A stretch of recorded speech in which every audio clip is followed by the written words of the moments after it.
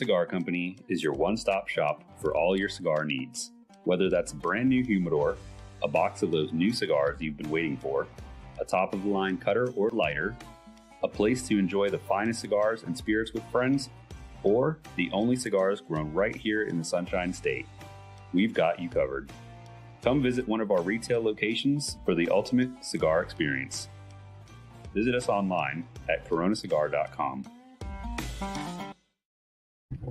How about that cigar? Ladies and gentlemen, welcome to the Corona Cigar Studios for episode 289 of How About That Cigar Live. Thank you so much for joining us live on Facebook, YouTube, and Rumble. And as you can see, it's a little different in the studio tonight. Just me in the studio for episode 289. My name is Matt from How About That Cigar. Thank you guys so much for being with us. We have a fantastic special guest coming on in just a few minutes. And if you would please take just a minute, click on all of the big, beautiful buttons, the like button, the subscribe button, the follow button. And of course, if you are listening after the fact on the audio podcast, we appreciate so much that you guys are spending some time with us on your favorite audio podcast platform. And while you're listening, be sure to follow the podcast so you don't miss anything that we have going on. So yeah, just me in the studio tonight here in Minnesota. It has been balmy. Actually, we hit 90 degrees yesterday, came pretty close to today. In the next couple days, it's just going to continue with warmth. And then all of a sudden, like Minnesota does, the roller coaster, we're going back down sometime around Friday is going to start another, 5 or 6 day stretch of like 60 degrees for the high, where, we got 5 days of 90 degrees for the high, and then all of a sudden, it drops back down again. So we'll see how it goes. What are you going to do? It's Minnesota. You just put up with it as best you can. Raul is working this evening, and Justin wasn't feeling well. So wish those guys all the best. And it is just me here in the very warm How About That Cigar Studios. So just briefly, a little bit about, we normally talk Minnesota sports. Unexpected that the Timberwolves are up 2-1 over the Golden State Warriors. Now, the fact that Steph Curry isn't playing does make a big difference. So, if you're a basketball fan, you know that he's their star player. And, if Steph Curry's not playing, that team's definitely not going to be up to the standards that they would hope to be. But the Wolves are still playing great basketball. So we'll see how it goes. Game 4 is tonight. It starts in a little bit less than 30 minutes. So if there's any friends of the show out there that want to give some scoring updates in the comments from time to time, that would be much appreciated. And speaking of the comments, join us in the comments. Let us know what you're smoking. Let us know what you're drinking during the show tonight. The Minnesota Twins have won 8 straight games. So after a horrible, horrible start to the season for the Minnesota Twins, they are all of a sudden on a roll. So they're playing really well. I believe they're 1 game over 500. And, it's the middle of May. There's a lot of baseball left to be played. So do I have any illusions that they're going to be in the World Series? No, I don't. But at least they're playing better baseball right now. I'll speak for, since Raul can't be here this evening, I'll speak for him and his New York Yankees. They are still in first place, but they are barely in first place. The Red Sox, I know he doesn't want to hear this. No Yankees fan wants to hear this, but the Red Sox are catching up.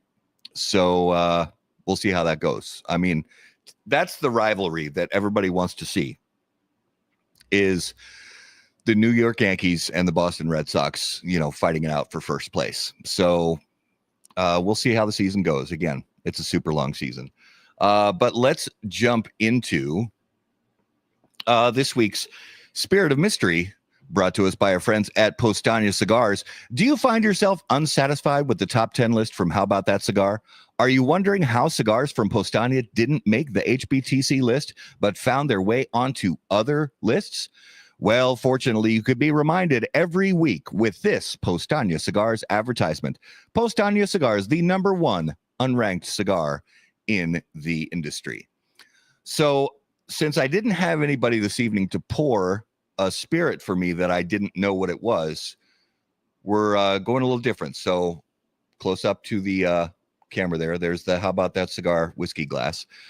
Now, I have a spirit in this glass. I'm not going to tell the audience what the spirit is. So you guys are actually going to play along this evening. And later on in the show, we'll reveal what the spirit of mystery is. Now, I'm not going to ask you to name a specific brand. I'm just going to ask you to name the type of spirit. Now, don't jump the gun and start naming it yet.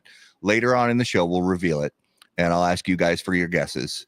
But this is, as you can see, it is a distilled spirit, and it's lovely, and it's from my, bottles back there. There are more bottles on the floor if you can't see them. But we will reveal the spirit of mystery later in the show. So let's get right on with it and get our fantastic special guests on the show. And as always, on How About That Cigar Live, special guests brought to us by our friends at Drew Estate, and they are proud to unveil Deadwood Dominicana. She represents a milestone for Drew Estate with the focus purely on Dominican tobaccos inside, all enhanced by the Mexican San Andreas binder and Connecticut shade wrapper leaf with a premium sweet cap. Available in a 4x38, 5x50, 6x50, and 6x60. Dominicana made her grand debut at the 2025 PCA show in New Orleans. And the cigar has an MSRP of $6.50 through $13.50 per cigar. For more information, please visit drewestate.com. All right, ladies and gentlemen, without further ado, if you would please put your hands together and welcome to episode 289 of How About That Cigar Live, the Chief, Stephen Finley. Brother. It's me, baby. Speaking of Dominicana and the lovely people over at Drew Estate, I did bring this out here to smoke this evening, but it is not my first cigar of the night. But I do have it out here, so shout out to the family over at Drew Estate. La Dominicana, I love it. Fantastic. Well, it's always good having having the people we love represented, with smoking their cigars, enjoying their great products. And brother, it is such an honor and pleasure to have you on the show tonight to talk about cigars and the world of cigars and all that fun stuff. So really appreciate you spending some time with us. The honor is mine. Being able to come on, doing a live show for me is, there's no nerves about it or anything. I do this every single week, but you flip the script and you get to be the person who's on the other side of the interview, and it's like, oh man, I hope I look okay, and I hope my cameras, exactly where it needs to be. It's like, oh, I've got to prepare myself a little bit this week, but no, I'm super honored to be on, and I'm thankful that you guys reached out a while ago to come on. I hate that I scared everybody off. I know that work and sickness. I know, I get it. They just didn't want to hang out with me. It's okay. I'm a big guy. I can take it. No, it's it's one of those things about living in Minnesota. You're either really, really busy, or you catch some kind of a bug, and it's one of those. It's just one of those things around here, and the bugs get different as the temperatures change. I mean, I was telling you that, or telling the audience when we kind of started going live that, winters are long here, and then all of a sudden we have this where it feels like summer's starting. So we get a few days where it's in the 80s and we even hit 90 a couple days. But then we look at the forecast for, and it's like all of a sudden the high, starting this Friday for the next 5 or 6 days, the high for each day is going to be low 60s. So it is what it is. You just living in Minnesota, as long as I have, you learn to live with it. But I would imagine, you're wearing a hoodie, so it can't be all that hot where you're at. Well, it's funny because you were talking as the show was starting about how, you guys were up into the 90s and you're in Minnesota. And, I'm way farther south than you are in South Carolina. And it is currently 68 degrees. But it has also been raining for the past 2.5 days straight. Oh, boy. Our humidity and our heat is here. It's just being thwarted by the rainstorms at the moment, which is a nice reprieve, but it'll be back, and it'll be back with a vengeance, and it will remind us we are in South Carolina.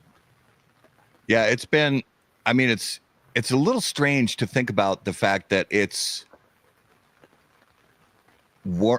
hotter in Minnesota than it is in North Carolina. I mean, I'm not going to lie. I kind of don't mind that. If it's warmer in Minnesota than it is in the Carolinas, I mean, I'll take that as a win. Although Jay Davis was saying that Minnesota has fall summers, which is absolutely true. And then July, it's going to be, I mean, July and August are just as hot and humid as just about anywhere in the country. You know, we get, because Minnesota is basically a big swamp. So it's just constantly for those 2 months. But that's it. We only have to deal with those 2 months, and then it goes back to normal.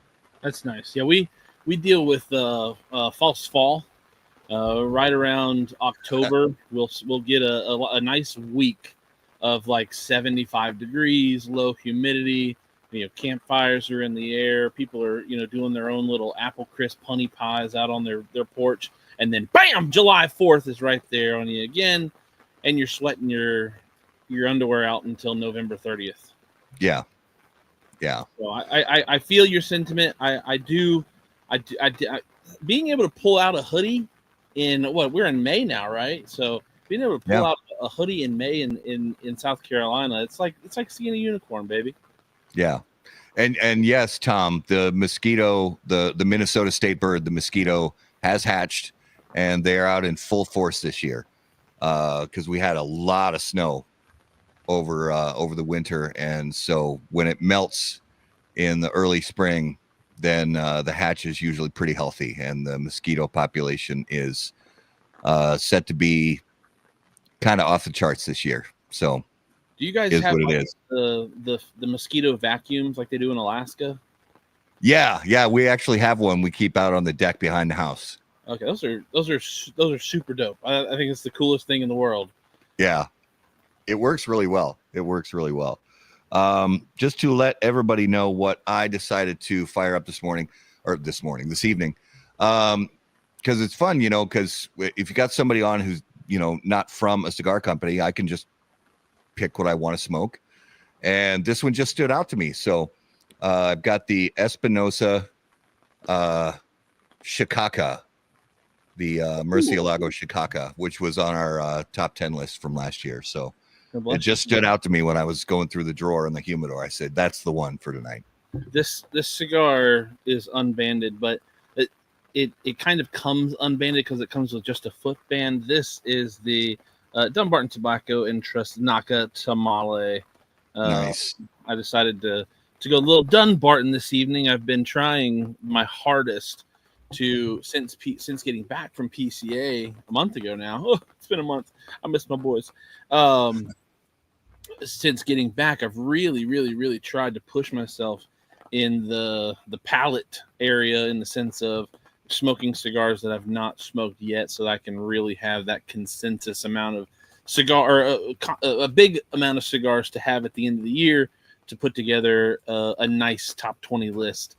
You know, instead of just picking from, I only smoked 20 new to me cigars this year. So I've been smoking a lot new to me, and so I decided to sit down tonight with something I know is tried and true, fantastic cigar. So Naka Tamale was tonight's pull, and again, I have the La Dominicana from Drew Estate, if necessary. Nice. Yeah, you can't go wrong with either one of those. So one of the things that we love learning about from every guest, if it's their first time on the show, is your sort of superhero origin story, if you will, for how you got started in cigars. You know, your first cigar, if you remember the circumstances, the experience, you know, that kind of thing. So what do you remember about that first cigar experience for you?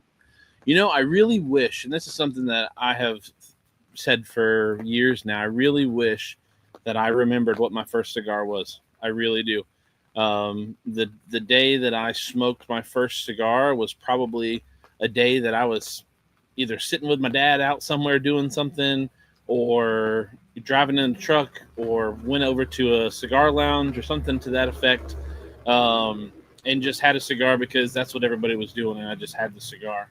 I'm more than willing to bet it was probably on the back porch or the balcony at one of my parents' houses at the time, depending on where we were living when I started. But when I first got started into cigars, It was a little before my dad, Bob the Cigar Guy. For those who might not have put that correlation together, he was on a few weeks ago with you guys.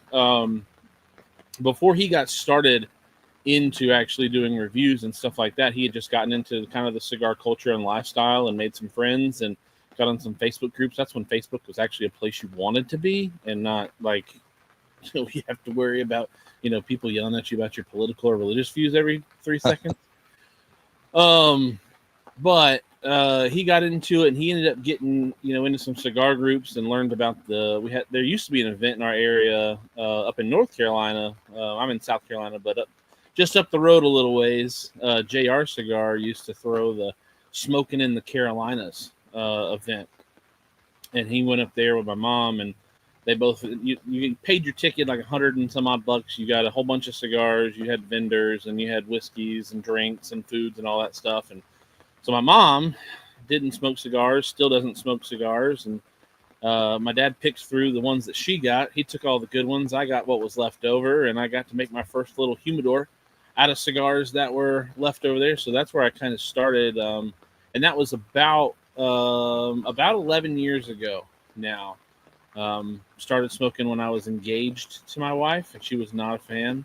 And then got my first house, and the only time I would smoke cigars was when I was doing yard work.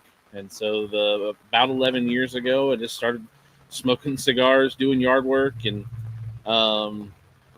so that's the genesis of getting into cigars. Now, do you want me to go into like what's got me into where I'm at now, or is that another question coming up?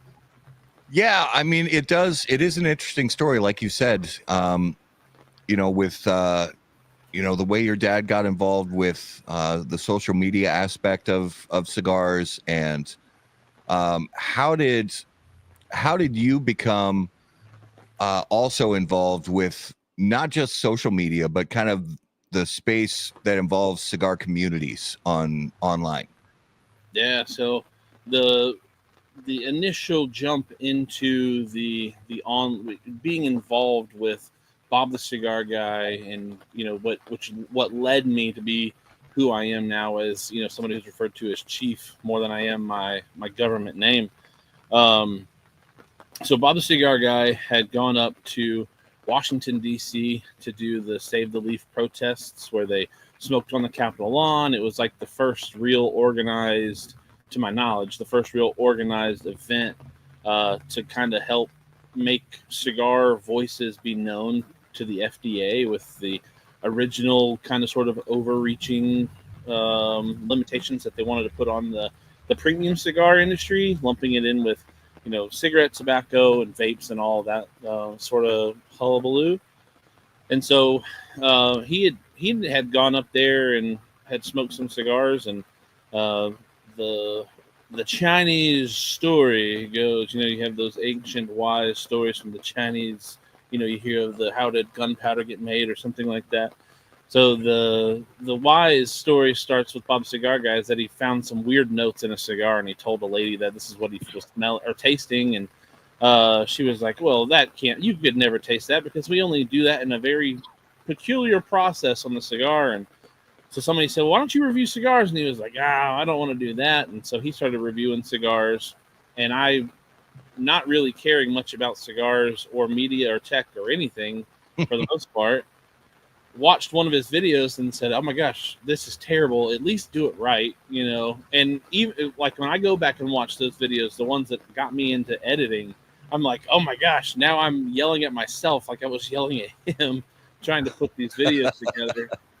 And so I started to edit some of his videos together. I had got my first MacBook Air, and I had the iMovie app installed on my computer. And so what we would do is I would literally have him just text me his videos so that I could download them onto my computer, do a whole entire video, and then upload them to the channel. So that kind of got me into doing some more work for him. And then we found out that if we hit 1,000 subscribers, we could go live on YouTube. Now it's changed a lot, but it used to be that you had to have 1,000 subscribers in order to go live on YouTube. And so we got to that point, and we decided to do this huge Christmas giveaway infomercial kind of sort of thing. We wanted to do like a QVC infomercial Christmas kind of sort of thing. Oh, look at these cigars. Oh, look at these cutters. Oh, look, you got humidors and this product and oh, ha, ha, ha. And so that was, I think, the very first time I ever had my face on the stream or on the channel at all. So, so once that happened, it kind of just became a running joke that, you know, I was just the guy behind the camera. I'd never be in front of the camera. Well, as Bob the Cigar Guy, you know, gained more traction, gained more followers back when YouTube was a little friendlier with the content that we all produce in this industry. We started getting invited to go places and started getting invited to travel a little bit. And so it was like, hey, I need somebody to shoot all this stuff and edit it. Why don't we do this together? So we did a couple barn smokers, and about 7 years ago, almost to the date, Bob and I were driving back from Orlando, Florida, and he was like, "Hey, what do you think about doing your own live show? What do you think about going on camera, doing a show? It doesn't have to be long, but just do a show. You know, we don't do anything live on the channel normally. You know, we just upload videos, and it's always me. What if we make you a personality on the show?" And I was like, you know, I don't know. I enjoy doing it. I enjoy smoking cigars. And I'm pretty sure that was part of what kind of hooked me, was like, oh, I'll just give you more cigars. I'll actually give you like the good ones this time. Just giving me all the stuff that, you know, is sitting in the bottom of a humidor or cracked or whatnot. Yeah. No, I take it. It's not true, everybody. It's not true. But I agreed to it. We agreed to do a 6-week run of a once a week live show. And so we came back, we game planned it out. I figured out what I needed to do in order to actually stream on YouTube. And I used to, it's that there are some Chief Talk faithfuls who bring it up every once in a while, who talk about just how far we've come with Chief Talk as a live stream. And you know, now we're in a studio. You know, if anybody has ever seen a Chief Talk or watches the Bob Cigar Guy YouTube channel, we actually have our own dedicated studio now. But Chief Talk started out on an apartment balcony, and it was a 3-foot by 7-foot space, and I was on the 3rd floor, the side of my apartment the sun set on, so I just had this harsh sunlight the whole entire time on the show, especially during the summer. And I was out there, rain, sleet, or snow, or shine, whatever it was, I was out there. So there are different iterations of like coverings that I had to put around myself to make sure like rain didn't come through or not freeze, because it does get cold here. It doesn't get Minnesota cold, but it does get cold. And sitting out in the dark in the middle of December for a couple hours, I had to get real ingenuitive, making sure that I stayed warm. But that's where it started, was just a 6-week test run, and Chief Talk has been live every week aside from being sick, traveling, or vacation or holidays. We've done a show every single Thursday since. Nice. And how long's the run been? Like, how many episodes? So I don't episode out. I start the episode counter at the beginning of each year now. Okay. I used to start, so when like I said, I think my start date is May 24th. I think that was the first weekend when Chief Talk started. And so when I had been doing it a year, I just called it season 2, episode 1. And then I think it was in season 3 going into season 4, I decided on January 1st of that year, instead of waiting until the middle of May, I would just go ahead and start changing the season over to the first of the year. Might as well, yeah. We're currently in season 7, and I think we just did episode 19 or 20 for the year. We've missed one show this year because of PCA. I love it. And for One of the cool things about the social media age, from the beginnings of YouTube and Facebook and now places like Rumble and some other places, Instagram, TikTok, is there's a way for a lot of people to kind of get their stories told and get their message out and share the kind of messages and stories that they want to share. So for you specifically, because there are a lot of and this is a great thing, that there are a lot of cigar shows out there today, and there's a lot of people, yourself included, just producing really high quality content that's well thought through and brings value. So in your mind, what is the most important thing that you want consumers, cigar consumers and members of the cigar community, what's the most important thing that you want them to get from the content that you produce? Yeah, it's the lifestyle 100% for me. I am so enamored with the cigar lifestyle when it comes to. I'm not the only person who says this. There are a ton of people who say it, but I've been saying it for a really long time. But cigars are the greatest equalizer out there that I've ever had the opportunity to come across. Now there may be something else out there that can bring together diversity or inequality or whatnot. Just people from totally different social, economic backgrounds, cultural backgrounds, religious backgrounds. There may be something out there that brings them together more than cigars. But in my 33 and a half years of life, and 10 years, a part of this industry, in the media aspect at least of it, I have never seen a culture where or something that brings together an amount of people like cigars does. I've had the opportunity. I know that you guys played an ad right at the beginning of the show with being sponsored by Corona Cigar. One of the greatest examples of that I've ever had was at the Corona Cigar Sand Lake location in 2018. 2008. It was 2018. And I was sitting down with Bob Cigar. We were waiting for the Drew Estate event to actually start happening. And this guy came and sat down across from, or right, kind of like catty corner from me. And he was talking to me. He saw that I was smoking a Drew Estate cigar. He was asking if I was there for the event. And I said, yeah, I was. And I was, just kept talking with him, kept having a good time. And he was like, have you ever smoked one of these cigars before? And it was an Antonio Corojo. And I had never had one before. And so, Aladino Corojo.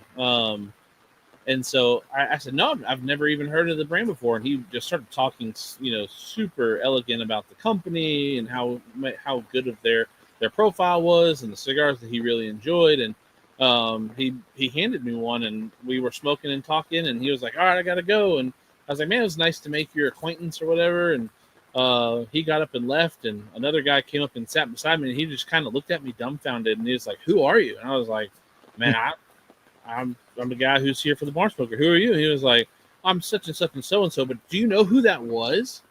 And apparently he's either some sort of owner or co-owner or financier for the Orlando Magic. And so I got to sit down with the guy who what I had left in my bank account is what he would happily watch roll down the street, in the rain, like that. He's got that in his couch cushions. Right. It just one. The other cushions have the same amount. But one of the things that I really try to do, because I'm very blessed to be able to travel to events, especially at Barn Smokers or PCA, or just going out to cigar events that come into town. And I get to capture some content for them with my camera and my platform. And I think they're the big healthcare conglomerate wants to demonize cigar tobacco so much, and they make it seem like it's just the worst thing in the world at times. And so I want to try to do my part to show that it's actually a really cool time. It's actually a bunch of really cool people, and we'd love to have you come hang out with us and change your mind too. So that's that's really a lot of my focus. And then storytelling is something that I love to do too. Just kind of, you didn't have the opportunity to go because, again, I am blessed to go to these events. I'm brought out to a lot of these events. And if I wasn't brought to these events, there's a really good chance that I'd never be able to go to them. And so I keep that in the back of my mind. It's like, it's like the ball stories where, they give back to their community, they give back to their neighborhoods after they made it to the NBA or the NFL or NHL or whatever, because they know that those kids or those families are never going to have what they had. It was just, by chance luck that they got there. So I'm kind of sort of the same way. It's like I want to try to provide you an actual tangible video that you can watch and feel like, oh, I was kind of sort of there. Yeah, I agree with that 100%. It's there is kind of a, and I don't know if you feel this way too. I've always kind of felt this sense of like responsibility, like, because I remember many years ago when I started like reading some of the earliest cigar blogs and some of the getting a membership on some of the earliest like cigar discussion forums and stuff like that, and then seeing some of the early people on YouTube and Facebook. I got so much out of it, and then I kind of felt when I started doing it like this responsibility, because I always felt when I was watching PCA videos from like 2011 or 2010, and some of the earliest people that were doing videos from the trade show or whatever, and I got so much out of it, and I literally felt like you just mentioned, like I felt like I was there, even though I still in my heart I was like, I really want to actually be there someday. But and then when I got there, I was like, I felt this sense of responsibility, like, okay, somebody put in the work to get me the content to make me feel like I was there, and I feel responsible to give somebody else that same content so that they can actually feel what it's like to be there and learn and see the smiling faces and of these cigar creators and brand owners and stuff like this. Do you get that sense sometimes where you feel a sense of responsibility? Oh, absolutely, 100%. Like it goes back to, I want to be able to provide people who might not ever have the opportunity, a chance to go, some sort of, oh man, it kind of feels like I was there. But also to add to that, I feel like I have a responsibility to the people who have been around for so long, who have stuck by our side. Like I was talking about earlier, when Bob the Cigar Guy first started doing his videos, I thought that they were so bad that I just needed to step in for him just to help him with his pet project. And now I look back at those videos and I'm like, oh my gosh, I was proud of that. And so there are many, people. We're about to hit 10,000 subscribers over on YouTube, and there's a lot of people who are still active today, in just watching the videos over on our Discord or on Chief Talk every week, who have been around, almost all 7 seasons.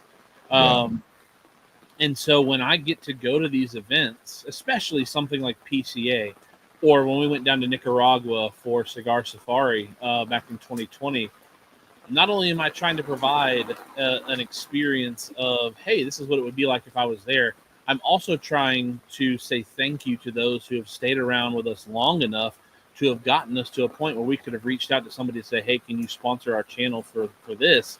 And then, because again, ultimately, I'm blessed, Bob the Cigar and I are blessed to have our PCA coverage sponsored by Drew Estate. Every single video says it. The 3 years that we've gone, Drew Estate is, sponsoring that coverage. And, not only am I trying to do Drew Estate justice by getting, enough clicks and plays for them, I'm also, trying to give back to those who have been around long enough, who got us those sponsorships to begin with. It's definitely a lot of thank yous and paying it forwards through the actual physical process of editing and shooting and capturing and keeping that content for me. Yeah.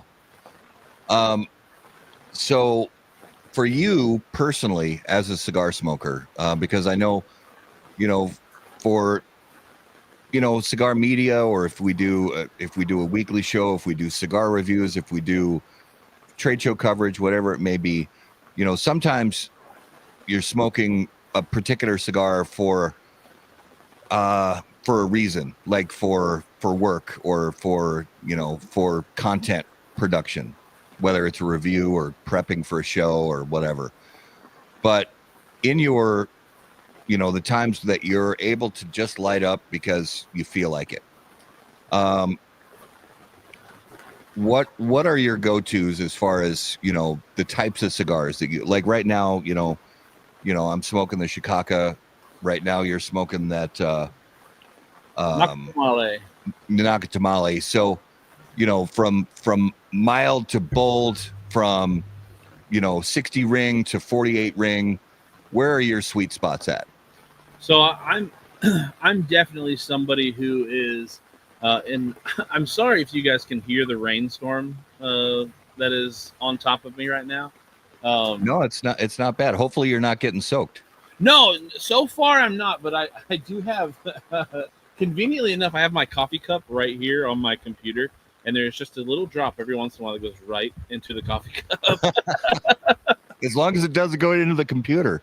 Right now, I've got a little bit of protection over here for the computer for the time being. So if you see anything start getting moved in the middle of a conversation or whatever, just know that that's what it was. So no, I smoke. I tend to smoke on the heavier side of cigars. That is something that has become a standard for me here in probably the last 2.5 years or so. I used to be.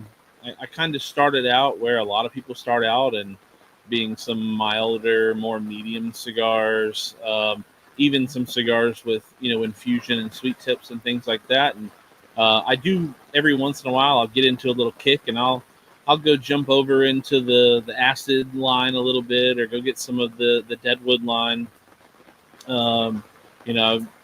Try to find some cigars that kind of switch it up on me a little bit. But for the most part, when I do find myself smoking for just me in my me time, it's like 4 companies, maybe 5 that I really hang heavy with, and Drew Estate, Dumbarton Tobacco and Trust are up there at the top of my list for work and for just regular enjoyment. But then right behind them are Foundation and Romacraft, and then every once in a while I'll get the hankering for like some Crowned Heads, and I'll throw Crowned Heads in there every once in a while as well. But I will say in the past year, I have not smoked much Crowned Heads. I've really, when it comes to just me going and buying cigars or having cigars that I have in the humidor and just want to sit back for myself, it's a lot of Liga Privada number 9 or H99s, Sin Compromiso, the new Umbagog Bronzeback from Dumbarton Tobacco and Trust, the new Cro-Magnon that was released last year with the Pennsylvania Broadleaf from Romacraft, the Volstead from Romacraft, Wiseman Maduro from Foundation, Senator from Foundation, the Metallic from Foundation. Definitely more bold cigar palettes. Yeah. You can. I mean, based on those names alone, that's on the bolder side of things. Where do you think when because there's just like all the other cigar content out there, there. A lot of it is subjective. It's people have their opinions about certain cigars, but not even just reviews like opinions, but also everybody's got different, tolerances. Right. So somebody will smoke somebody will smoke this Chicago that I'm smoking and say, oh man, that cigar is, got a little bit of punch to it. And yeah, this cigar does have a little bit more depth than a lot of the classic mild Connecticut shade wrap cigars. But then you'll have another person who will say, I can smoke a Neanderthal for breakfast and I'm totally good. It's right. no issue whatsoever.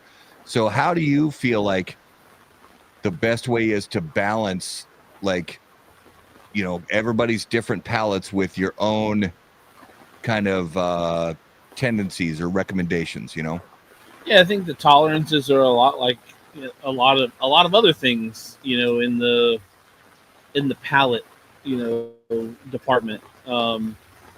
Obviously, for the most part, most people who enjoy top shelf bourbon, probably didn't start out, drinking the hot, heavy stuff, right? Yeah.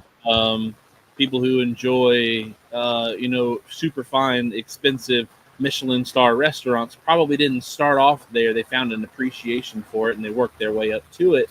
And I think it's a lot of the same with cigars as well. When I encourage people to, who are not in cigars, who want to smoke a cigar, I don't automatically kick them to like the wimpiest, easiest cigars that you could ever find, like a $3 slaughterhouse or something like that. It's a cigar, it's a Cuban sandwich, it's short filler tobacco. It's not really going to knock you under the table. There's not a whole lot of flavor transitions in it, but it's a cigar and you can smoke it and whatnot. I'll try to, suggest them something that is definitely not going to sit them down where they, need to have a big old fat, greasy hamburger ready to go. But one of the things that I also do when it comes to that type of question or scenario being brought up is, it's not always just about the cigar itself either. I'm a big black coffee drinker. I love black coffee. I pair most of my cigars with black coffee these days, or Dr. Pepper. That's pretty much it. But I also, I do say things like, have yourself a couple things nearby. Have a chocolate bar nearby in case you need to get a nice rush of sugar into your system to help you get over the queasiness or the wooziness, or have a drink, something that'll keep your mouth nice and wet as you're enjoying your smoke. You don't dry yourself out, and then maybe a little bit of sugar inside of it. So again, you're not getting into that, feeling like you're in the bins kind of sort of thing. I don't eat and smoke. I don't get I'm not a big fan of like, oh yeah, let me have a steak dinner and a cigar at the same time or whatever, because I don't like the flavor of things that I eat when I'm smoking a cigar. I like the flavor of food. I like the flavor of cigars. I don't like them together. Okay. So unless and that really comes down to like a hearty meal. Like if you've kind of got little snackaroos or whatever around, again, like going back to the chocolate bar, I think the chocolate bar is a nice little Band-Aid to have just in case you get to that point where it's like, maybe I spoke a little too fast. Yeah. But, I also say, like, look, cigars don't have to be an ego thing. You don't have to go pick out the biggest, fattest, baddest looking cigar in the lounge to let people know that you're a real cigar smoker. Don't just go pick up a cigar that's in your price range, that maybe one of them is what I suggested to you, or the tobacconist that maybe at that lounge can suggest to you. But you don't let cigars be an ego thing for you, right? Let's join the lifestyle, have fun, smoke cigars, and you'll work your way there. There you go. I like it. So, outside of the world of cigars, what do you do to keep busy? And whether it's from a everyday work standpoint or the standpoint of hobbies outside of the world of cigars, Right. What are you into? So cigars pretty much run my life outside of being a married man and a dad of 3. So I do, outside of what I do here for the channel, really comes down to just more cigar content. I do cigar photography and videography as a profession and as a hobby. I also take, you and I were talking before the show about our cameras that we're using, and so I have the Sony A7 IV, and so I bought that last year after having learned the ropes with the A7 II and pushed that camera to its limits, and then had the opportunity to make a big purchase and a big step into my future, and so I spent the money on that camera body, and I've been able to secure contract work with companies to produce content, and then outside of that, I'm a stay-at-home dad who watches our youngest here at the house. Since I have the opportunity to do all the work for the channel here at the house, do the work for myself, with the photography and videography in the cigar industry, I can work here from home. So my secondary, or the other thing that I do with my time during the day is I watch my youngest. He's 3. And then when my wife and my other two children get home from school and from the day, it's just a full-time family man kind of sort of thing. So hobbies are photography and family stuff. Nice. Yeah, I'm my youngest is 15. So a little further along, but it's there's always it's like when you get to a new stage of age for the kids, there's like the challenges don't go away. They're replaced with a new set of challenges. Right. So you just roll with it and, have fun with it and figure it out as you go along. I'm looking forward to it. I love being a dad. I love being a husband. Yeah. I've been married. I just celebrated 10 years of marriage back in March. Congrats. Thank you. And I have an 8-year-old, a 5-year-old, and a 3-year-old. So they're pretty spaced out, pretty good.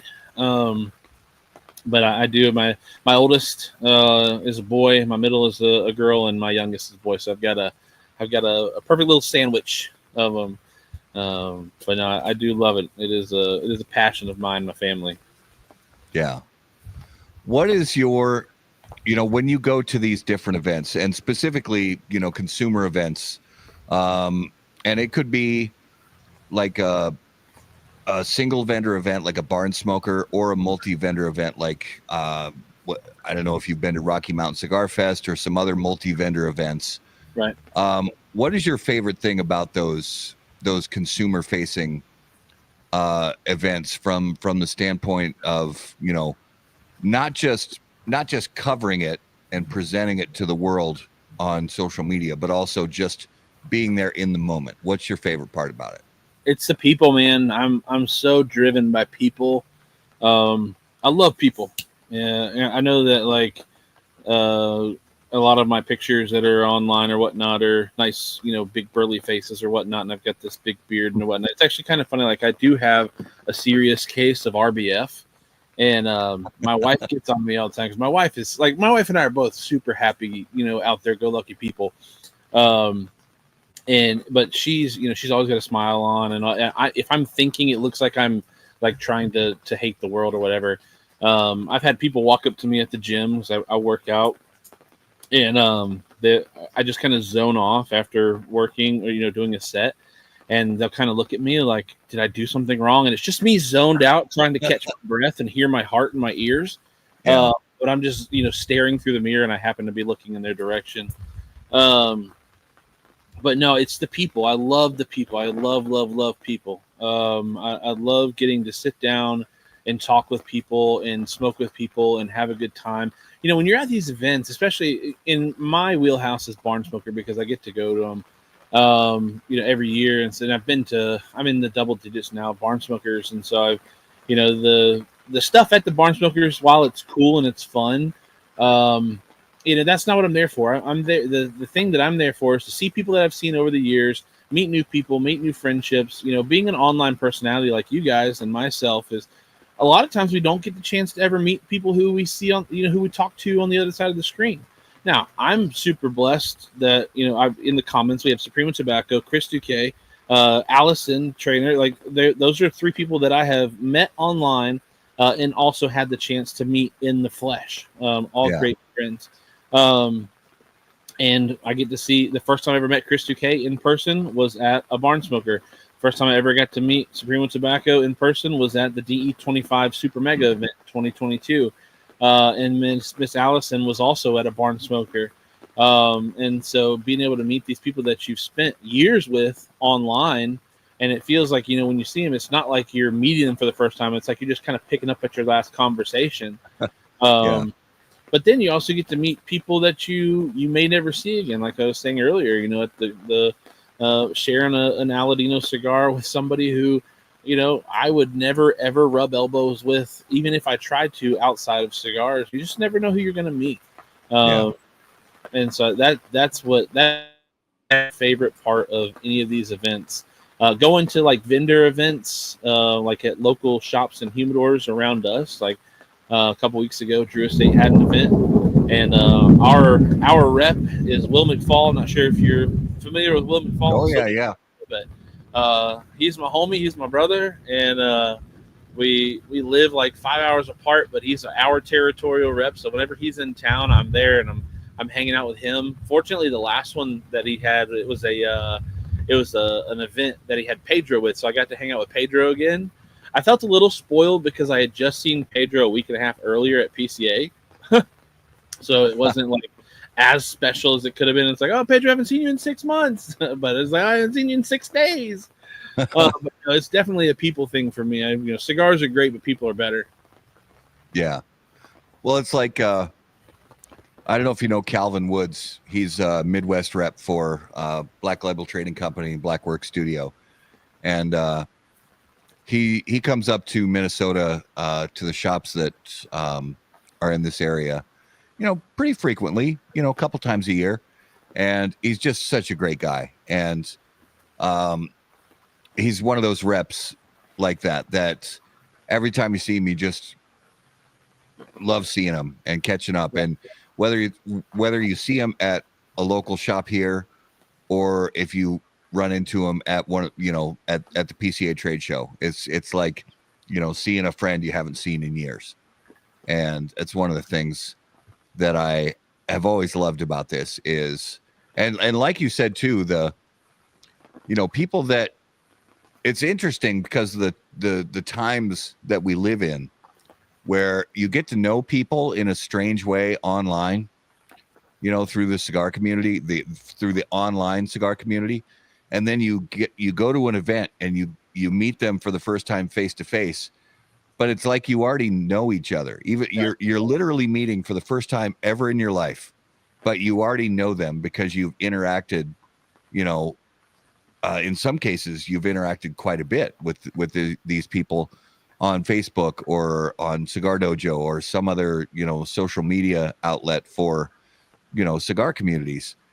And I mean, I know some people who are in the pipe tobacco business and, making, tobacco pipes and things like that. And I know people in the beer business and, they all have their festivals and their gatherings and stuff like that. But, I, not to be biased, but I just feel like the premium cigar community is just second to none.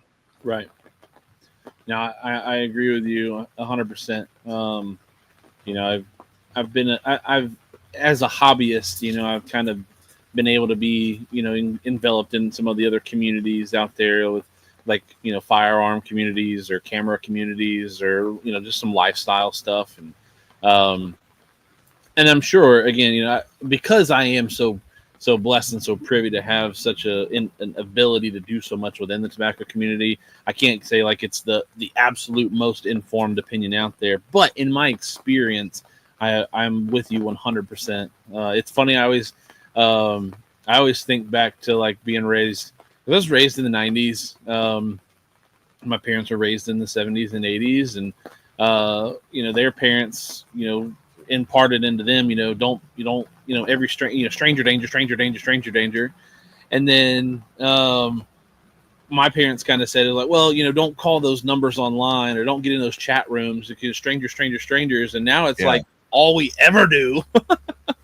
And then the people who taught us the most when we were young, when I was younger, about stranger danger are the ones who are getting their Facebooks hacked every 6 months, having to put don't accept that profile friend request because I got hacked.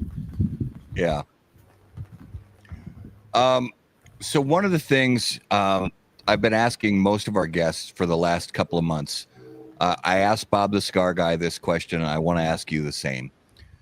Do you feel like too often the cigar industry takes itself too seriously? Ooh. Yes and no. Okay. So one of the ongoing, kind of shticks that I have over on my channel or on Bob the Cigar Guy's channel with my live show over there is my unwillingness to smoke Rocky Patel.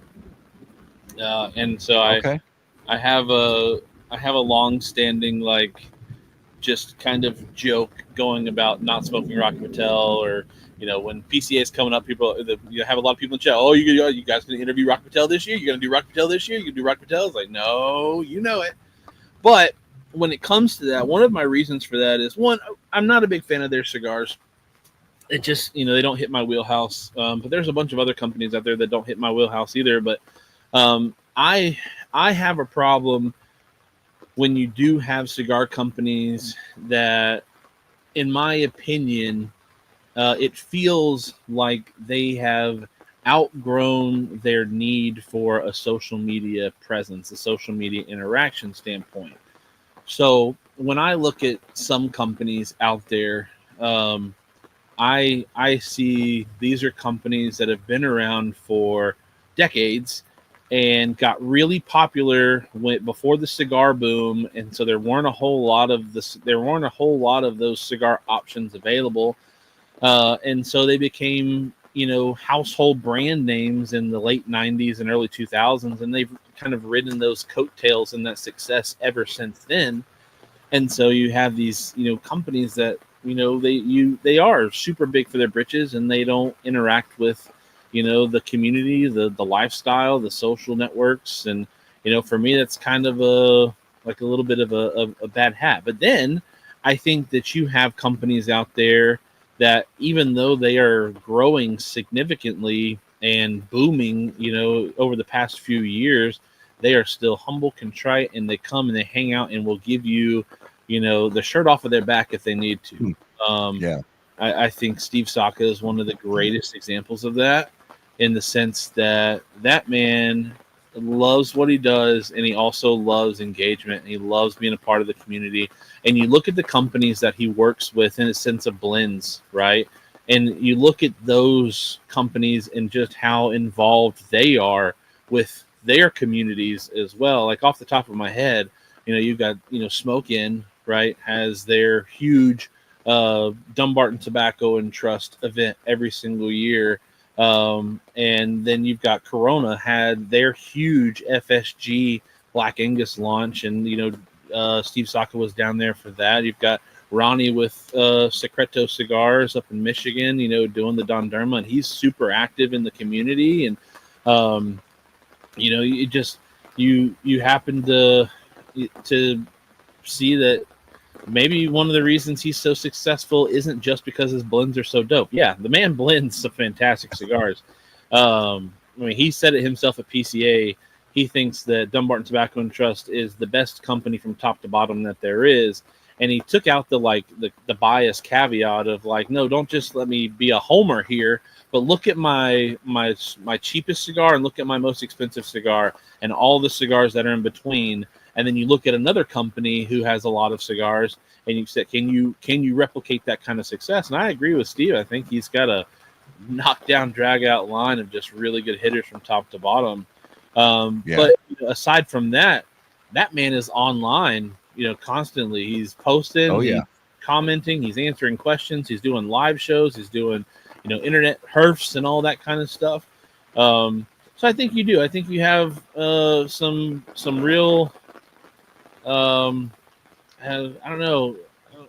You've got some losers out there who are winning, and you've got some winners out there that are winning. I like to hang out with the winners who are winning in myself. Yeah. Well, and one of the things, and Steve is similar to a lot of other people in the cigar business, where Steve really knows a lot. He has a vast knowledge of cigar tobacco and production and distribution and quotas and weights and fermentation and this and that and all, so many different little intricate details about how to treat the leaf and so on and how to work a blend. But he also kind of has an irreverent quality about himself that he can joke around and just be just one of the people, and just joke around about life and even joke around about kind of what I was just talking about, what we were just talking about, where he can joke around about the fact that, sometimes the cigar industry, it just kind of puts itself up on a little bit too much of a pedestal, and we need to just tell a few jokes and smoke some cigars and have a few laughs. Right. And I really like that about him. The man with the least amount of hair in the cigar industry lets it down the farthest. Yeah. I mean, honestly, there's not many other heads of companies. I mean, because there are a lot of dope people in the cigar industry that aren't heads of companies that work for these companies that are some dope people. Like you're talking about your rep from Black Label, my rep from Drew Estate. You know, you've got people who are willing to just kick back, hang heavy, and just, you know, do the thing. But they're reps. Like, that's their job. Their job is to be a part of the community, be a part of the culture. And, you know, the better you are at your job in that retrospect, the more sales you're going to have, right? Yeah. People stop, you know, like I go to Drew Estate events to buy cigars to hang out with Will. I'm sponsored by Drew Estate Cigar. I don't have to technically buy cigars if I never wanted to. I could still smoke enough Drew Estate cigars to, you know, take me on for the rest of my life. But I support my brother Will. I support the brand Drew Estate, and, you know, I'll go, you know, drop, you know, some money on some cigars at these events because they do such a great job at it. Exactly. And Steve Saka is somebody who doesn't take himself too seriously, and he's not somebody who sits there and has told himself that, you know what, I have to be this, you know, hard A that wears the suit and tie and can't interact with the people who are below me and show no time to those who are, you know, sub 100,000 subscribers or something like that. Not saying that that's an actual conversation I've had, just, you know, little, you know, but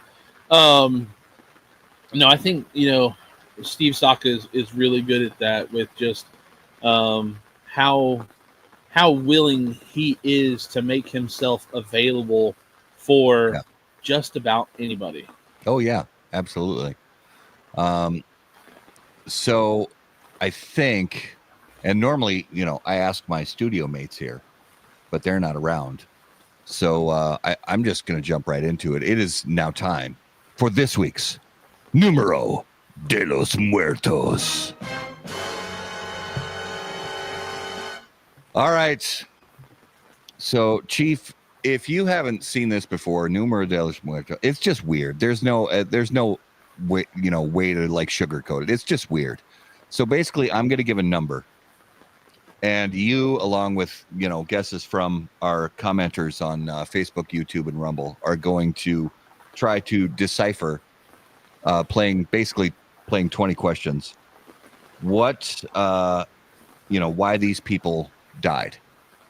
It's weird, but I'm down with it. It's honestly our most popular segment of the week. So, so the number this week is, on average per year, 15 people die from this in the United States. All right. So is it something that is family friendly? Yes, it is. Okay, so erotic asphyxiation is off of the board. Yeah, and I'll remind Andrew, and Andrew, you know I love you. That has already been one of the subjects of autoerotic or Numero de los Muertos. But, you know, I don't blame people for bringing it up every week. That was Skip Martin's favorite answer every week until we finally actually did that as the official answer for Numero de los Muertos. All right. So, does this involve a profession? A profession? Yeah, in a sense, like, is it a workplace accident, or is it like a hiking accident? Like, it's not a profession, like hiking or something like that. I'd say it's possible that it could be a workplace accident, but the vast majority of these are done in an amateur setting. Oh.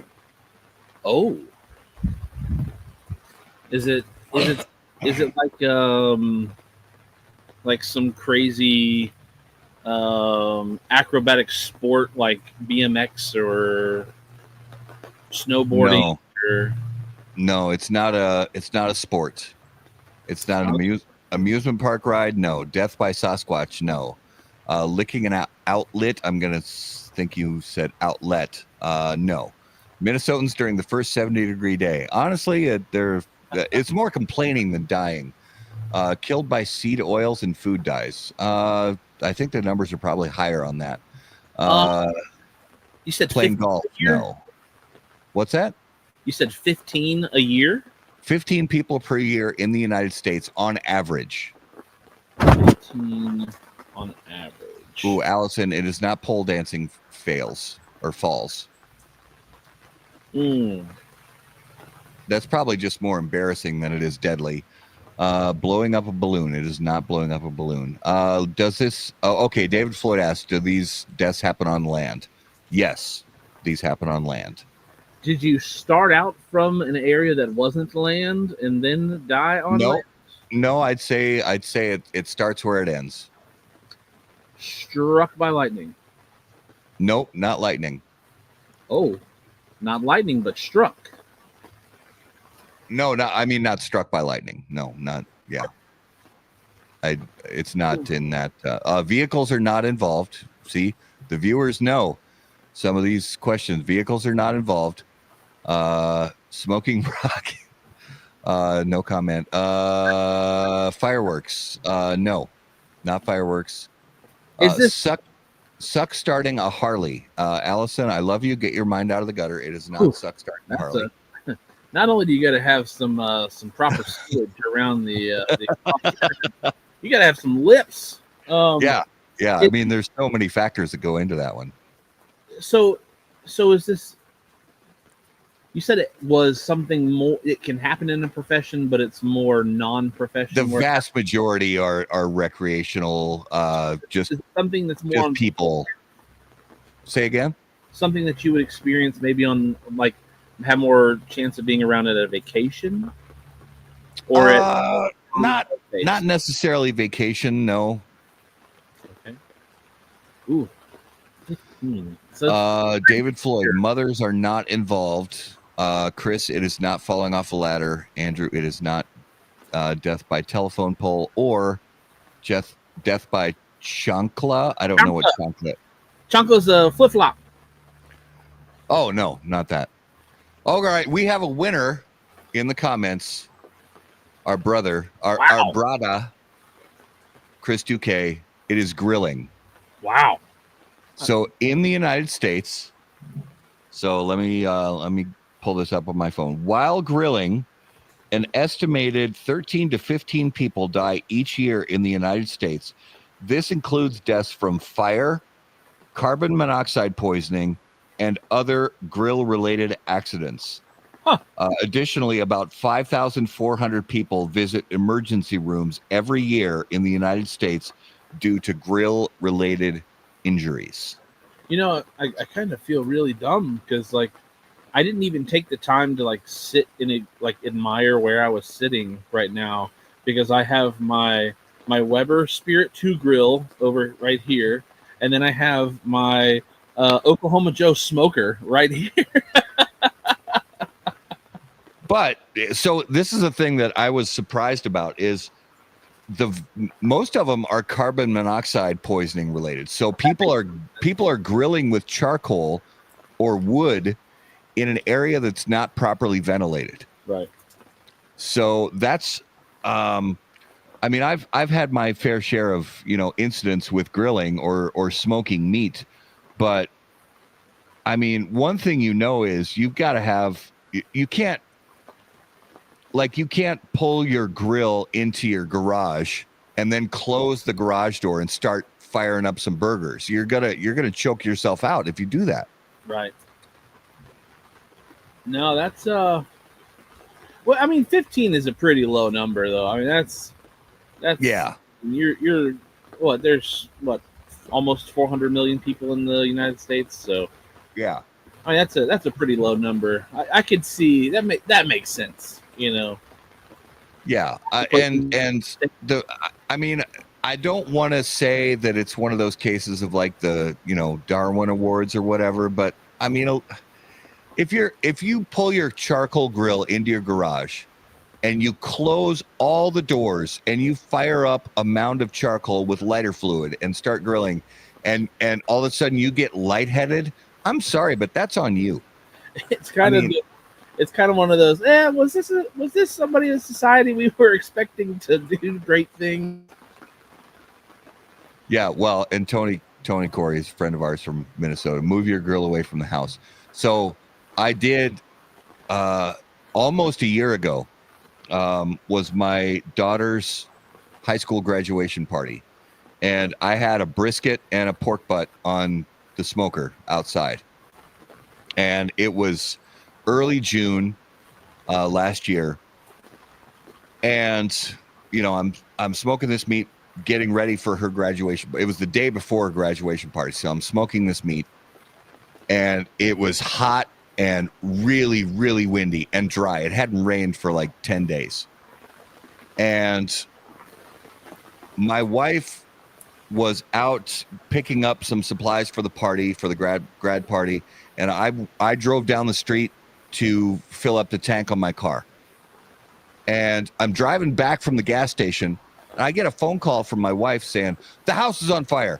And I freak out. I hang up the phone. I pull in behind a couple local police and run down the hill. I'm like, this is my house. This is my house. And there's fire like going up the side of the house. It's vinyl siding. There's fire climbing up the side of the house, and the fire and the police get there in enough time to get fire extinguishers on it. And it got up to about, I don't know, 12 or 15 feet above ground level. Oh. And firefighters get there and put everything out. Thank God the fire it only burned the exterior of the house. The fire never made it inside the structure. And nobody was harmed. Nobody was hurt. There was no interior damage to the house. The firefighters never needed to go inside the house they went inside the house to investigate, but they never went inside with hoses or anything like that. So there was no water damage inside the house. We were so blessed, so fortunate that nobody got injured or there was no interior damage. But yeah, that was and they did a bunch of looking and stuff like this. And they're like, yeah, some embers, because we have this wood mulch around some plants and stuff like that right at the base of the house. And we had just replaced it with new mulch because it was her grad party. We wanted it to look nice. We replaced it with new mulch, and it's this, carved up chunks of wood that they put this brown dye into. And it turns out this dye, in some cases, is flammable. Huh. So some embers from the smoker, because it was insanely windy that day, some embers from the smoker made it into the mulch. And that started to smolder, and the wind kicked it up, and that started to rise up into the vinyl siding. And with the wind the way it was like seconds. And it went from a fire they said probably about 3 inches around to 12 or 15 feet up the side of the house in less than 60 seconds. Wow. And if they wouldn't have, and we had some neighbors that were walking their dogs that saw the fire and called 911, thank God. And police and fire got to us right away. So we were lucky. But yeah, I have, that was my grilling experience. Thank goodness there was no Numero de los Muertos stats for us. Yeah, they didn't have to go up to 16. Yeah. So we were very fortunate and very grateful. But ladies and gentlemen, that was this week's Numero de los Muertos. All right, so it is time to reveal this week's Spirit of Mystery, brought to us by Postania Cigars. So like I said, because my studio mates are unable to be here this evening, so what I'm going to ask from our wonderful studio audience here in the comments. So rum, scotch, rye, or bourbon, of those four particular types. Okay, Tony, let me pop this up here. Tony, the brisket was fantastic. So I continued after everything was, I continued smoking the brisket and the pork butt, and it was all fantastic. So I appreciate that. That is really the most important thing. No, it's not actually. The most important thing is that nobody got hurt, but yeah, the meat was still great. So bourbon, rye, scotch, or rum, Everybody throw in the comments what type of spirit, and Chief, if you have a guess, throw it out there. I mean, I have a number of different bottles back there. I just poured one little pour for myself this evening, and it was honestly just completely random. I mean, just yeah, I'm gonna take a page from my book that I should have looked around me to do our death number. So I'm gonna look back there. It looks like I may see a little bit of Angel Shares. Is that what I see? There is a bottle of Angel's Share back there, or Angel's Envy. Or Angel's Envy. I got Angel's Envy, Eagle Rare. I've got E.H. Taylor, Balvenie, Macallan. I've got Havana Club. I've got a lot of stuff back there. I'm gonna go that you did your research on me and you watched one video that I've ever talked about that Eagle Rare is my favorite bourbon in the whole entire world, and you went Eagle Rare. Okay, I wish so desperately that I could say that you were correct, but you're not.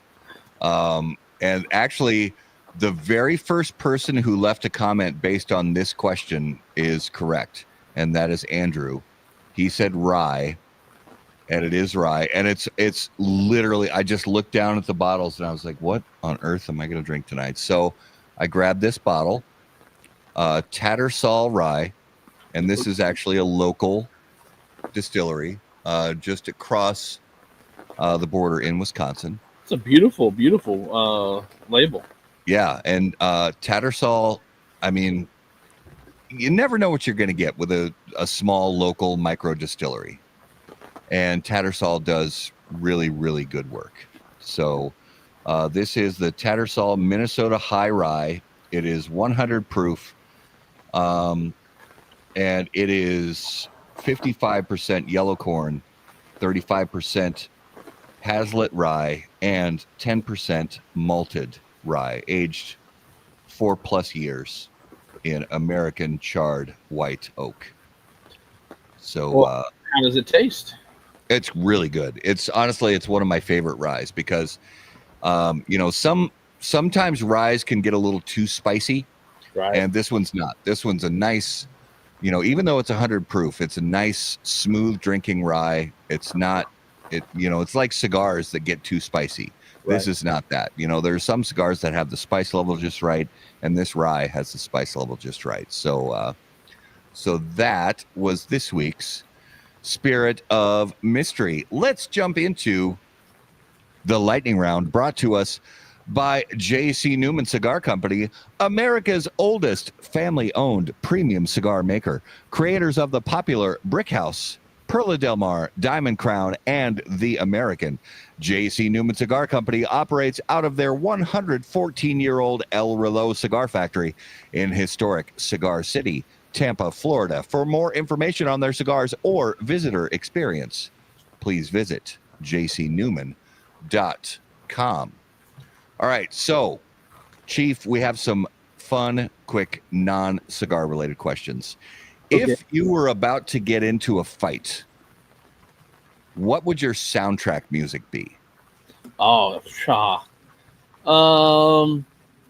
I don't know. You could go one of two different ways. If I'm, I don't know. I think if I'm like in a kind of defend my family kind of mode, kind of sort of thing, I'm going to be more in the a little heavier metal because it's like I'm going to stop at nothing. So for today, anything from For Today would probably be bumping on my soundtrack, wherever it's playing from, headphones, boombox, whatever. If it's more of a I feel like the cameras are watching, I'm going to put a little Wu-Tang on, a little Protect Your Neck. Oh yeah, nice. That's probably where I'm going, is one of those two. I like that. All right, so I know you work out, but I know everybody has cheat days. Oh, yeah. So for you, out of all the fast food, we'll say major fast food joints that are out there in the United States, what do you think is the most overrated and the most underrated fast food chains out there. Oh, most overrated in my opinion is Chick-fil-A. I love Really? I love Chick-fil-A. I do love Okay. Chick-fil-A, but Chick-fil-A hasn't been they've not been innovative ever since they made the chicken sandwich good. Right? That's all they're known for. It's like it's That's got a good chicken, point. chicken That's a sandwich. good point. Everybody, it's like expecting, it's kind of like going back to the whole Rockefeller thing. Like they had the edge back in '89 or whatever it was, and they've just kind of ride the coattails of that. Underrated. I don't know why it gets as much trash talk as it does, but I am a sucker for Arby's, man. I love a good, thick roast beef sandwich, jalapeno poppers, Jamocha shake. If I'm on my deathbed, give it to me, baby.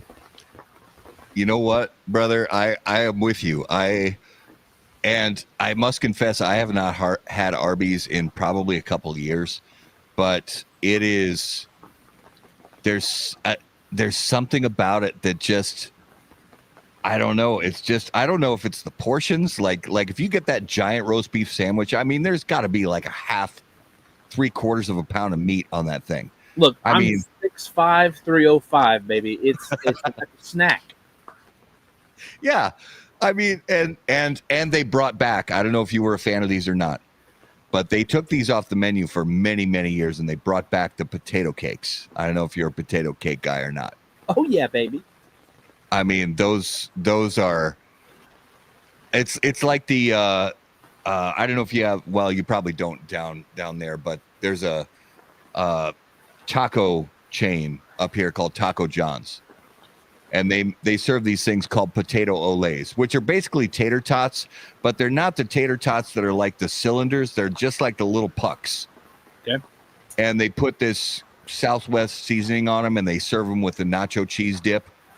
I mean, the potato cakes are like the white guy version of the potato olays. They're just so it's like comfort food.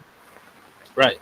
We have a restaurant down, a fast food chain over this way called Bojangles, and they have what are called bow rounds, and they are like potato hockey pucks, deep fried. They stick right to your ribs. But I tell you what, I mean, you ask them for a little bit of their the seasoning salt that they have that they put on their fries on those. Oh, yes, buddy, I'm telling you, go home, put a little sour cream on them. I'm talking about good food. Oh, man, I love it. All right, so this is one of our favorite questions. So imagine the zombies are coming. The zombie apocalypse is happening. I want you to choose 3 people from the cigar industry to be on your zombie apocalypse survival squad. Who do you choose and why? Okay, first off, I'm choosing my dad, right? My dad's a Force Recon Marine. My dad has, he obscurely trained me to be a little micro Marine growing up. Fighting styles, tactical styles. I am big in the concealed carry. Just having your grab bags, your go bags, all that kind of stuff. Yeah, I've got all sorts of tactical stuff all around the house. Absolutely. So I'm taking him one for his skills.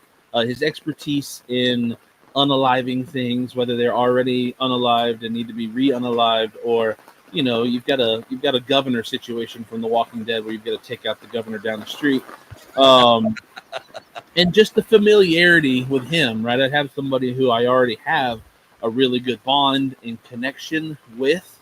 So I'm choosing probably the easiest answer out there for me. Is Bob the Cigar Guy for sure. Number 2, this is a good one. I'm probably going to take somebody who's got who trains some endurance, somebody who has got a good frame, some good muscle mass to him. Also, somebody who is in the cigar review and media game. That's Tim Swanson. There you go, Cigar Show Tim. Yes. Tim Swanson has been running, some boxing stuff over the past couple years. He's been, I'm sorry, Cigar. Tim Swanson. That's Cigars Daily. I'm sorry. I apologize. I love Cigar Show Tim. I love Cigar Show Tim. He is one of my most favorite friends. He and I actually flew on the same plane. I flew right behind him. from Dallas to New Orleans. But Cigar Show Tim is a very small man. Like I said, I'm 6'5". Yeah. I'm 6'5", Great dude, but probably a sacrificial lamb. I'm sorry, Tim. I love you, brother, but I'm sorry. I do love Cigar Show Tim. He's my boy. Tim Swanson from Cigars Daily. Yeah, that dude can throw down. He's like a UFC fighter and MMA fighter, and and he's also somebody who I also believe is a big fan of the Second Amendment and the things that go along with the tactical lifestyle. Number 3. Oh man, let's. I'm not gonna pick somebody in the review community this go round. But let's think. I've got somebody who has the tactical prowess of special forces, military, and my father and my dad, right? Bob the Cigar Guy. I have somebody who is, beefy, tall, good frame, going to be able to carry his own weight. I'm not going to have to worry about picking him up or anything like that. But I've got some guys who are, a little older than me. So I think I'm going to go with somebody who's maybe a little closer to my age. I'm not exactly sure how old he is, but I know he's got at least one kid who is not that much older than my oldest kid, and that's Taylor. Also another very tall person, somebody who would be able to give a nice height advantage along with myself. Bob the Cigar Guy, Tim Swanson, about the same height, around that 5'11", 6'6" range. Terrence is up there with me, and I think he's about an inch or maybe an inch and a half taller than me, around 6'6", 6'7". So I'm definitely going to be able to have him there, but also he's in great shape. His son plays soccer. He's super active. And then he's, I think he's somebody who has a lot of wits about him that would get us into, I think he has like some obscure knowledge. He's really into philosophy, and he's a thoughtful guy. He's really into philosophy and history and things like that. So I think he has not only the height and the fitness, to get out of bad situations. He's also good with his mind, and I think he'd be able to work out strategies to help the team. Right. He's also somebody who doesn't look like he eats a lot, so we wouldn't have to worry about the portion. Yeah. He's not. The vast majority of the rations can go to the rest of the team. Right. Terrence, I think, eats probably, I don't know, I'd say 4 ounces of food a day tops. Yeah, I think he probably hovers in like the 1,300 calories a day kind of sort of vibe. Yeah. But that's why he looks the way he does. Dude's in great shape. Yeah, I mean, super fit, super handsome dude. I mean, I wish I could, but I would turn into the next, Skeletor. Oh yeah, if I tried to incorporate that kind of discipline into my daily routine, I'd be unbearable. My wife and kids would be like, "Dude, get out, just go." Also, you've got to think when you go into this scenario, like you've got to have some cohesion, right? You've got to be able to have, you got to be able to have your strong leading points, but then you've also got to have some people who, you just sit back and relax and say, you know what, that person probably knows a lot more in that, area of expertise than me, so I'm gonna go with what they say, and you just work together. People who are great to talk to, great to be around, and obviously I've been around my father for 33, going on 34 years now. Tim Swanson, I've had the opportunity to meet him a couple times and, talk with him online. And, we share a lot of the same core values. And then also Terrence Riley, he's just a really great guy to be around. And so you would have to have not only the mental capacity to be with, trust these people to have your back. But when you're up in the treehouse and you're not having to worry about zombies for a night, and you're kicked back, relaxed, and you're hanging out and just having a good time talking, those are good people to boost your morale around. Yeah. Well, and as Tom rightfully brings up, khaki pants uniform, khakis do well, when you're trying to hide in I'm a big fan of black color. Like my color colorway is a lot of flat dark earth or OD green, Yeah. black and gray. So I'd be right there in the khaki brigade. Yeah, give me the Coyote and the FTE. I'm all for it. All right, let's jump into this week's notable smokables. So, Chief, each week we name a cigar that we smoked recently that was notable to us. Now, this could be a cigar that's been on the market for decades, but we smoked it for the first time in a very long time. Or it could be a cigar that's brand new to the market that we smoked for the first time ever. What is something you smoked recently that really stood out to you? Oh man, this is a great question for me right now because, as I was saying at the top of the show, was it's nice to be able to sit down right now with a cigar that I'm so familiar with, and a brand that I'm so familiar with, because I have just been pushing myself to smoke a lot of new cigars on the market, or new cigars to me. Coming back from PCA, obviously the drill when it comes to media. When it comes to PCA, you start getting packages, right? Or you get to pick up samples when you're at the trade show. And so I'm really blessed to have been able to have smoked a lot of new stuff here recently. But the most notable new cigar that I'm really going, I can't wait for them to be a full release, is the Red Meat Lovers for Tonga that Dumbarton Tobacco and Trust just put out. Right now, it is I'm pretty confident able to say that it is my number one cigar of the year for me this year.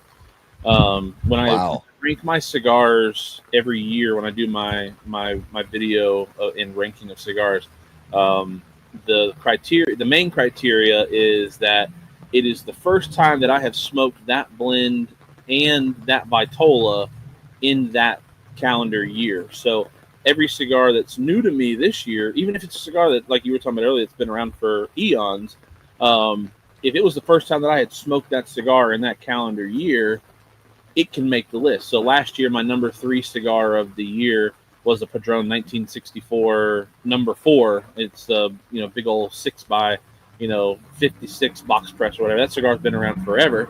Yeah. But the first time I ever smoked it was at the end of the year last year. So this year, I'm pretty confident in saying right now that my number 1 cigar of the year is the new Red Meat Lovers for Tonga.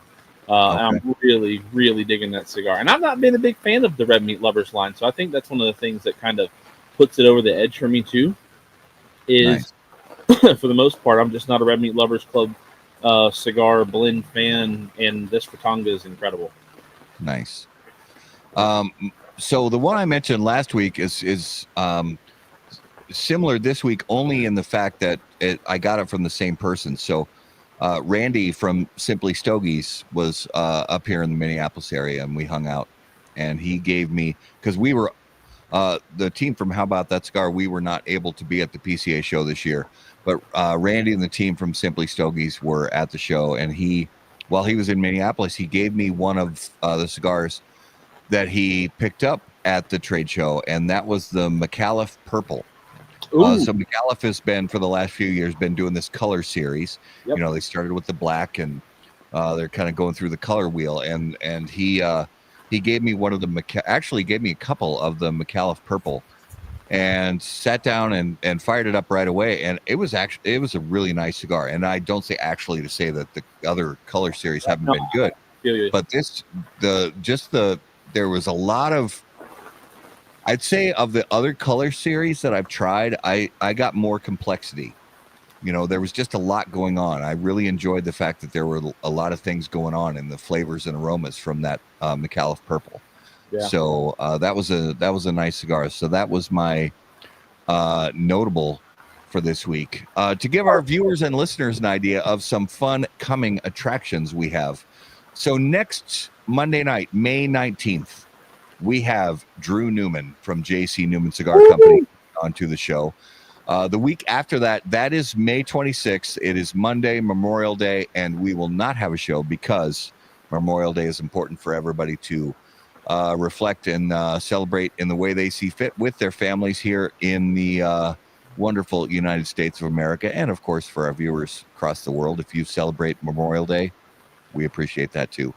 And as far as June and July go, June is fully booked, and we will let you guys know who are fantastic guests, are coming on in the month of June, and July is roughly half booked. So a lot of really fun stuff coming up on How About That Cigar Live. So stay tuned for that.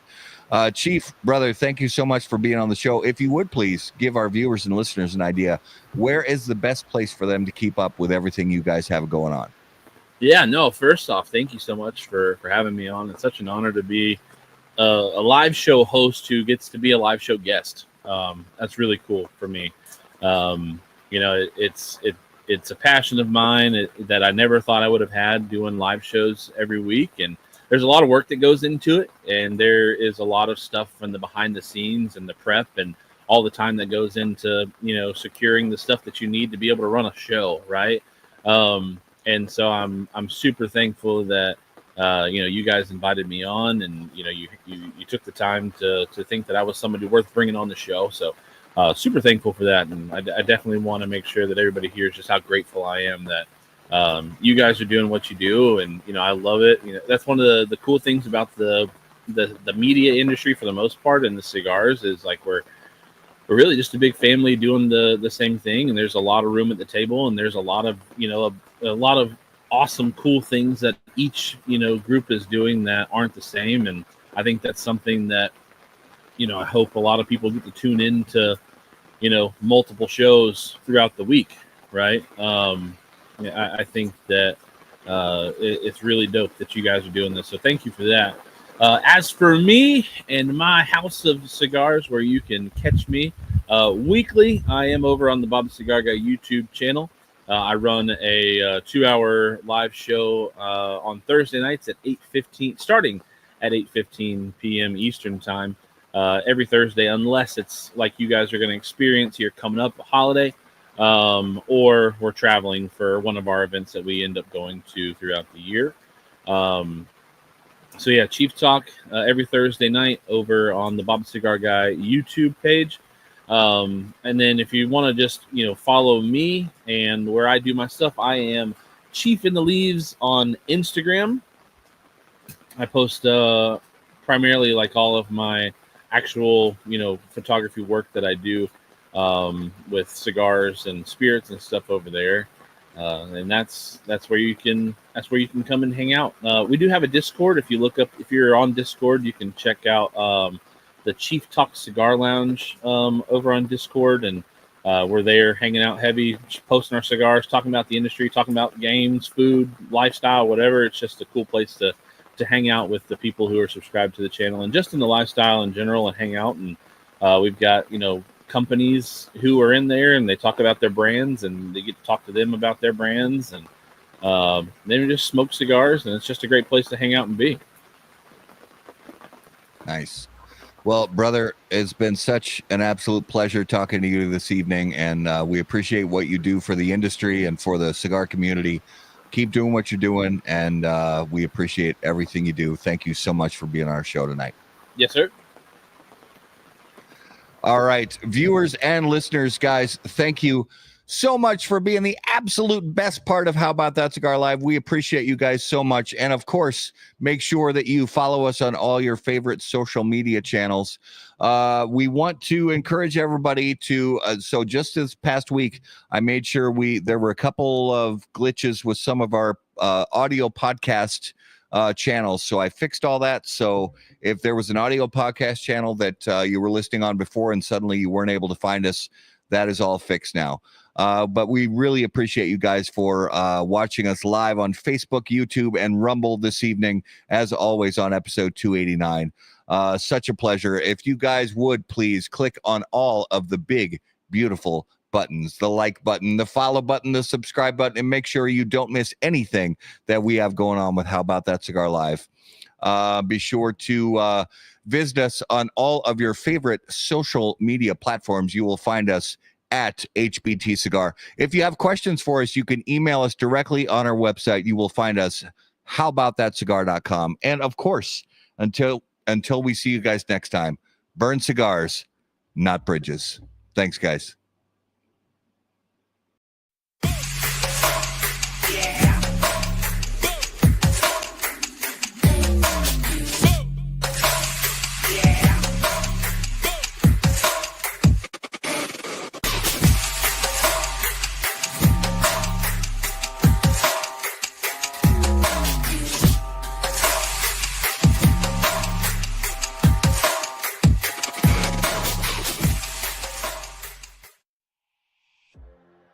any comments, opinions, viewpoints, or statements presented or uttered by guests on the HBTC podcast, HBTC live video streams, and all other media from HBT Media LLC are solely those of the individual and do not necessarily represent the opinions or viewpoints of How About That Cigar or its parent company, HBT Media LLC, any of our advertising partners, or the premium cigar industry. The primary purpose of How About That Cigar is to entertain and to encourage activity and growth within the community of people who enjoy or want to learn about the enjoyment of premium cigars.